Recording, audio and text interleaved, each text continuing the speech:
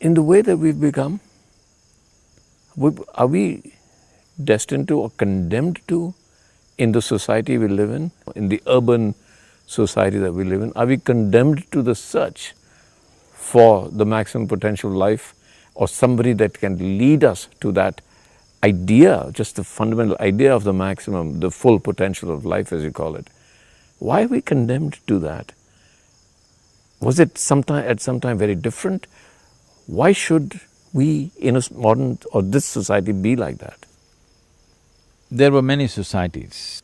This culture used to be like that. You know the history of this country.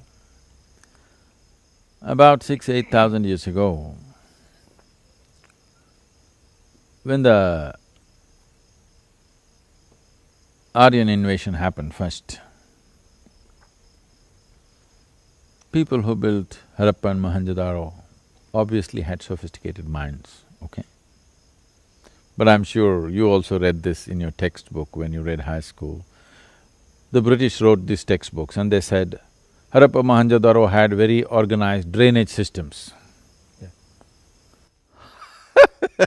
You're only interested in how they handle their poo and pee. Okay. Is that all that mattered to you? Because you had such bad drainage systems in your own place, that's all you could think of? Why didn't you think about 6,000 years ago, if people had to build such sophisticated places and large temples and things, what were they made of? What was their intelligence? What was their thought? What was their consciousness? What were they thinking about? Or what was their state of experience of life? That they were so content, they built wonderful cities and had no armies to protect themselves. That means, what was the consciousness of the people there? How did they live? No, they had drainage systems. This is what you read in your textbook, I also read the same nonsense in the textbook. Yes. So why is it that we are discounting human experience and paying so much attention to the roads that we built and drainages that we built? Yes, those things are needed, but for what?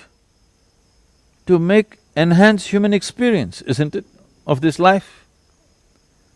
No, right now that's completely gone. Nobody's talking about enhancing human experience. How to enhance human experience means be plugged in and look at everything through your phone. It's just dazzling you, but it's not enhancing your experience in any way. It's numbing your senses, that's all. It's numbing your instruments of perception. It's not enhancing your experience in any way. So why are we going that way? Because everybody is getting educated. Till this generation, there was no right to education. If a man just wanted to graze his cattle and walk around, he could do it. If he just wanted to run around in the mountains, he could do it. Not anymore. Today, every human being on this planet must belong to some nation. He can't just be somewhere on such a big planet. Till about 100 years ago, more than 60% of the people did not belong to any nation, they just lived. Now you must belong to a nation. If you must belong to a nation, you're serving a large society to keep the national interest going. No, why can't people just live? No, nobody can live by himself. We are subserving the human life and making something else more important. No. The only and only purpose of life is for this piece of life to find its ultimate possibility. Whether you're an earthworm, or a grasshopper, or a bird, or an animal, or a tree, or a human being, this is the only purpose every life has, that it wants to grow to its full potential, not be something else. Maybe you look at this tree and think, oh, I can take the flowers and do puja, or you look at that tree and think, oh, this will make good furniture. But the tree is not thinking about furniture, it just wants to grow to its full size and full possibility, isn't it? You may have ideas of furniture. Similarly, if I look at you, your father looks at you and think, what is he going to become? He may have ideas. No, this life has no such ideas.